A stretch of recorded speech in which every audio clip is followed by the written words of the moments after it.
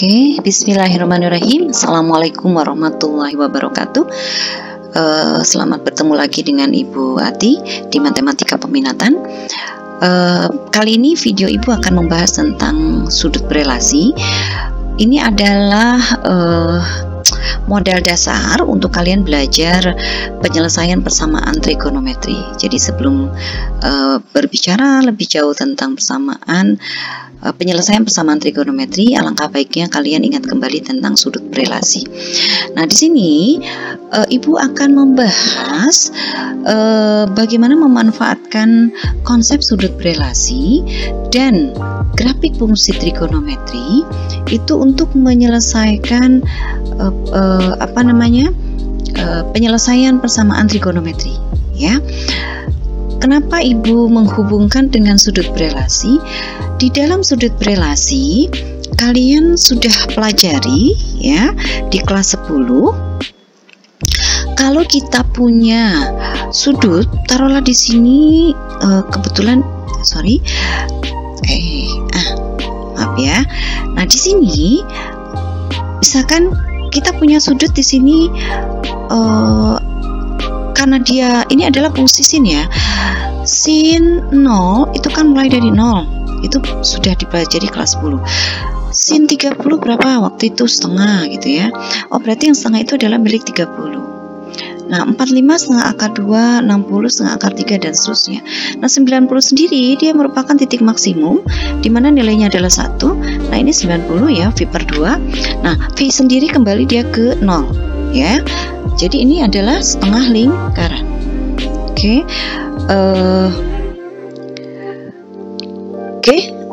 Semuanya.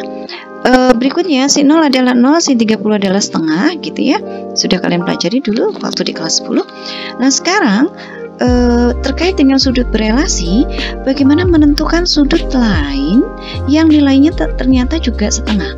Nah, kalau melihat dari grafik ini, sudut lain yang nilainya setengah itu adalah ini. Oke, karena ini simetris, ya. Jadi ini setengah juga. Nah, pertanyaannya adalah ini sudutnya berapa, gitu, ya. Ternyata ini ke sini itu kan 30 derajat. Berarti dari 180 ke sini juga harus 30 derajat besarnya. Kenapa? Karena jarak ini harus sama, gitu ya. Karena dia simetris tadi. Artinya untuk mendapatkan si tanda tanya ini, sudut ini, berarti sin 180 derajat, karena tadi sama-sama 30 derajat, langkahnya dikurangi 30 derajat. 180 dikurangi 30 berapa? Itu adalah 150 derajat. Oke, artinya ini adalah 150 derajat. Nah, jadi yang berelasi dengan sin 30 atau sin alfa adalah jadi kalau ini 30 kita misalkan alfa, yang sama dengan sin alfa adalah sin 180 min alfa. Nah, ini berlaku untuk alfa berapa saja, ya. Ini berlaku untuk alfa apa saja. Oke. Nah, sekarang Bu, bagaimana kalau alfanya ternyata ini kan kuadran 1, ya. Kalian sudah belajar nih kuadran 2. Nah, kuadran 1 dan 2 kan sama-sama positif nilainya karena dia ada di sumbu Y atas. Nah, bagaimana kalau kuadran 3 dan 4, ya? Nah, untuk kuadran 3 dan 4, apakah rumus ini berlaku juga, gitu ya? Nah, kita akan coba sekarang. Kita ambil misalkan ini di sini kan setengah lagi nih. Tapi ini min setengah, ya, bukan setengah. Nah, ini berapa ya di sini? Nah, kalau kita lihat karena ini min setengah, berarti kan dia sama dengan 30. Berarti dari sini ke sini dia jumlahnya itu 30. Ini 210. Oke. Jadi sin 210. Pertanyaannya, sin 210 apakah setengah? Bukan, tapi dia min setengah. Pertanyaannya adalah bagaimana mendapatkan nilai yang sama dengan, kok bisa ya 210 itu min setengah? Bisa nggak kita menggunakan rumus ini? Nah, kita cek sekarang, ya. Sin, nah berarti kan alfanya 210 nih, alfanya, ya, 210. Berarti 180 dikurangi 210. kok bisa ya min setengah? Dari grafik jelas kelihatan. Tapi kalau nggak ada grafik gimana gitu ya? Kita hanya punya rumus ini saja. Oh, 180 kurangi 210 adalah sin min 30. Oh, di sini kok dapatnya min 30 ya? Nah, kalian tahu bahwa sin 30 itu kan setengah. Tapi sin min 30 berapa gitu ya? Nah, ingat kembali di kelas 10 kalian sudah belajar juga tentang sudut yang berelasi untuk sinus selain dari yang ini, bahwa sin min alfa itu sama dengan min sin alfa. Oke, ingat lagi ya. Artinya jika kita punya sin min 30, ini berarti sama dengan min sin 30. Nah, berarti betulkah bahwa sin 210 itu adalah min setengah? Dengan menggunakan rumus yang berelasi 180 min alfa, diperoleh ternyata sin min 30 sama dengan min sin 30. Ini sendiri adalah setengah, berarti ini min setengah. Betul ya? Nah, jadi begitu. Artinya rumus ini ternyata berlaku untuk kuadran 1, kuadran 2, kuadran 3 maupun kuadran 4.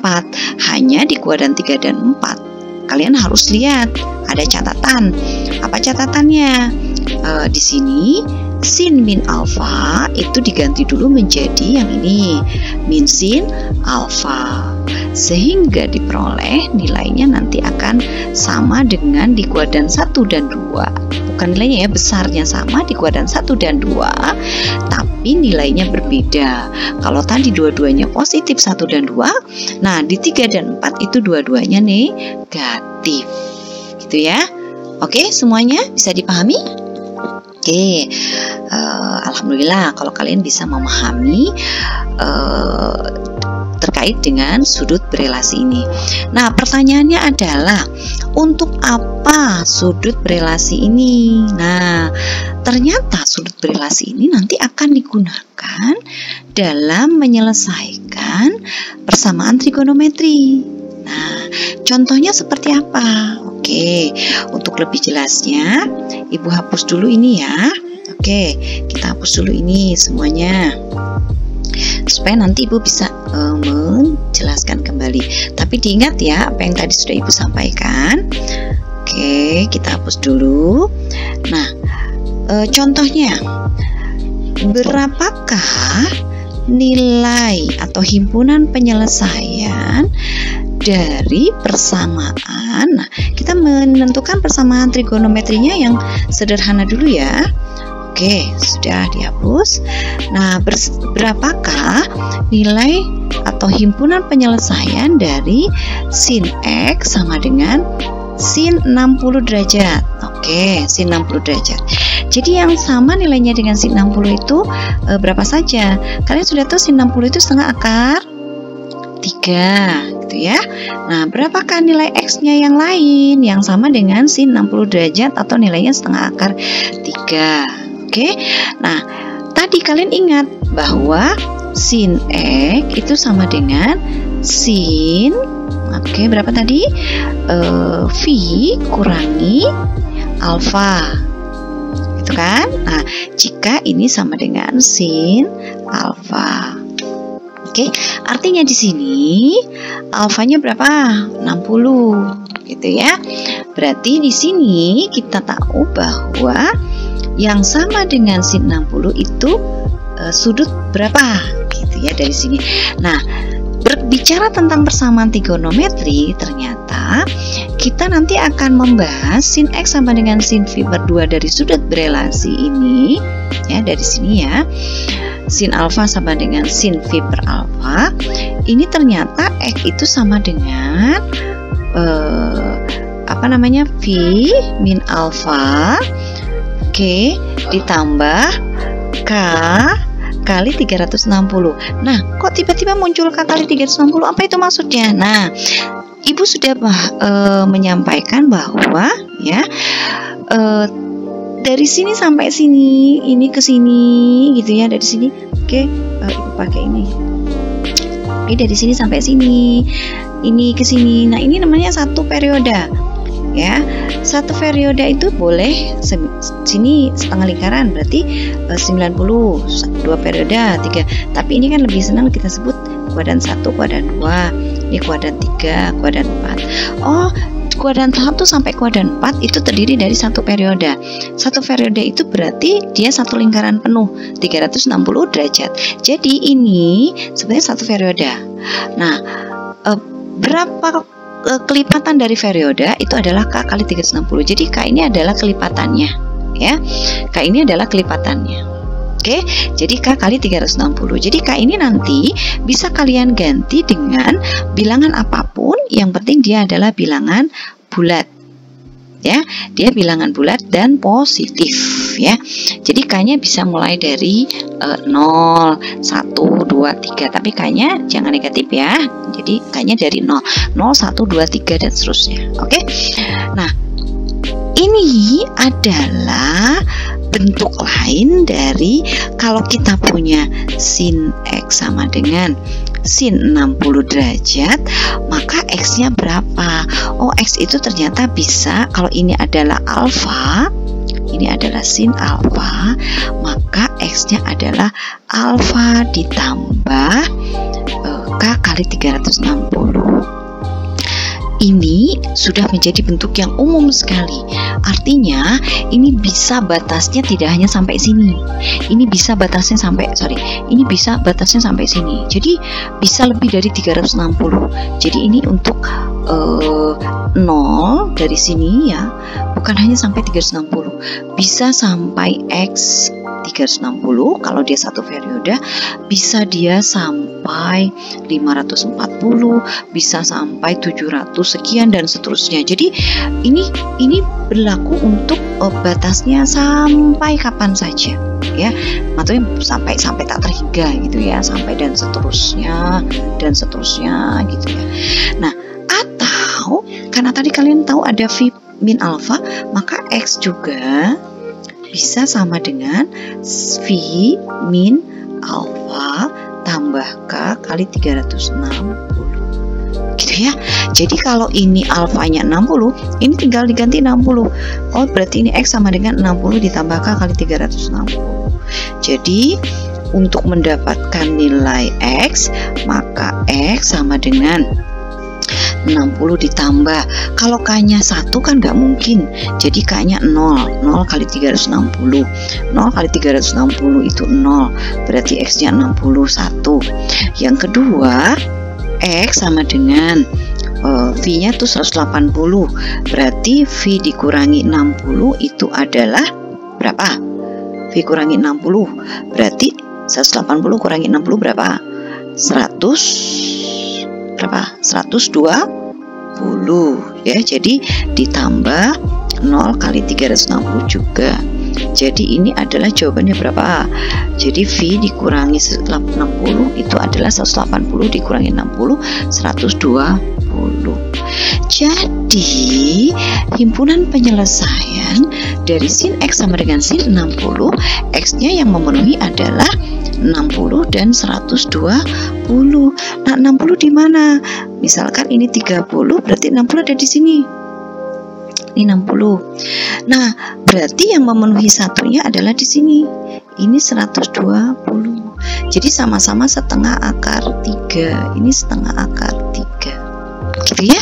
Jadi HP-nya adalah 60 dengan 120. Nah, inilah yang dinamakan penyelesaian persamaan trigonometri untuk bentuk sederhana. Mengapa Ibu katakan bentuk sederhana? Karena ini baru dibentuk sin X sama dengan sin alfa. Nah, ini akan berlaku juga caranya ya, ingat, tapi nanti rumusnya akan berbeda saat di kos. Berlaku juga untuk di fungsi grafik fungsi untuk kosinus X. Jadi caranya, tekniknya, penyelesaiannya itu sama. Oke. Nah, di sini ada Y cos X. Nah, bedanya kalau di fungsi cos itu kalian punya nanti cos X sama dengan cos alfa.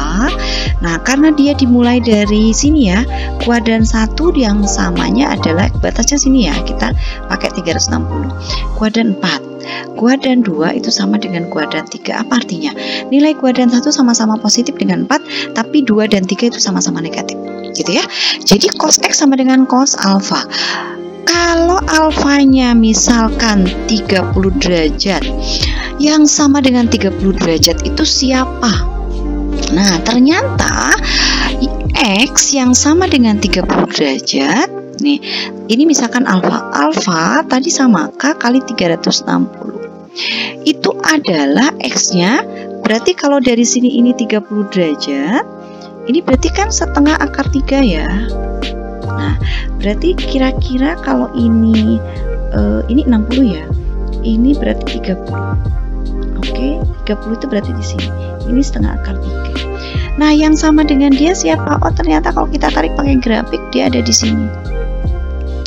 Dari sini ke sini dia 30, ini berarti 30. Berarti ini yang dikurangi itu bukan 180 min alfa seperti sin ya. Kalau sin tadi kan 180 min alfa, berarti ini 360 min alfa. Berarti di sini 360 min alfa ditambah K kali 360. Nah, kalau K-nya 0, 360 berarti min alfanya taruh 30 tadi berapa. Kalau K-nya 0, kalian nanti akan tahu bahwa kalau ini 30, 360 dikurangi 30 itu 330. Nah, betul? Nah, artinya ini 360 min 30 itu 330. Ini kalau ininya 0 ya, kalau ininya 0 berarti habis, berarti dia 330. Oh, berarti X yang lain selain kalau ini 0, berarti ini 30 plus 0 kali 360. Nah, ini 30. Oh, ternyata selain 30 dia adalah 330. Nah, satu hal yang bisa menjadi catatan kalian, X sama dengan 360 min alfa, ternyata ini sama dengan sama dengan min alfa. Kok bisa ya? Nah, kita coba sekarang. X sama dengan min alfa ditambah K kali 360. Sama dengan kalau dia ininya 30 ya, 30 ditambah. Kalau K-nya 0 memang dia nggak memenuhi. Mengapa? Karena kalau kita minta intervalnya dari 0 sampai 360, ini kan nanti dia min 30, ini tidak memenuhi ya. Tapi kalau K-nya 1 ya, kita lihat di sini min 30 ditambah 1 kali 360. Ini K-nya 0. Nah, kalau K-nya 1, ternyata min 30 ditambah 360 itu adalah 330. Ini ya, 330. Ternyata dia memenuhi loh. Betul? Nah, artinya rumus yang bisa kalian pakai untuk kosinus bisa yang ini, boleh yang ini, tapi yang ini ternyata sama dengan min alfa ditambah K kali 360 atau yang ini. Oke, gitu ya. Nah, inilah yang menjelaskan tentang sudut-sudut yang berelasi awalnya sebagai bahan refleksi kalian, mengingatkan kembali di kelas 10 dan ternyata akan digunakan kembali di kelas 11 saat menyelesaikan persamaan trigonometri, dan salah satunya adalah untuk bentuk yang sederhana. Oke semua, demikian penjelasan dari Ibu. Pertanyaannya, Bu, bagaimana kalau batasnya tidak di 0? Kalau ini kan 0 dari X sampai 360. Bagaimana kalau batasnya ternyata sampai 540? Ternyata bagaimana kalau sampai 720 lah dan seterusnya? Nah, artinya dia kan bukan hanya dari sini sampai sini, gitu ya. Bukan hanya dari sini sampai sini, tapi dia sampai sini dan seterusnya. Maka rumus ini tetap berlaku. Jadi rumus ini tetap berlaku berapapun batas nilai X-nya. Mau sampai sini kek, mau sampai berapa ribu pun dia tetap berlaku. Oke, jadi rumus ini tetap digunakan untuk X-nya berapapun dan berlaku untuk alfanya berapapun, mulai dari 0 sampai tak terhingga. Oke, gitu ya. Tapi ingat ya, catatannya K-nya adalah bilangan bulat positif. Jadi K-nya mulai dari 0, 1, 2, 3 dan seterusnya. Oke, semuanya terima kasih banyak atas perhatiannya. Selamat berlatih, selamat mengingat kembali apa yang harus kalian pelajari. Berlatihlah untuk belajar mandiri, self-regulation atau self-regulated learning. Bagaimana kalian dibiasakan untuk belajar lebih mandiri, belajar dengan pengendalian diri sendiri. Oke, semuanya terima kasih. Sampai bertemu lagi di video berikutnya. Mudah-mudahan kalian paham dengan apa yang aku sampaikan. Wabillahi taufiq wal hidayah. Wassalamualaikum warahmatullahi wabarakatuh.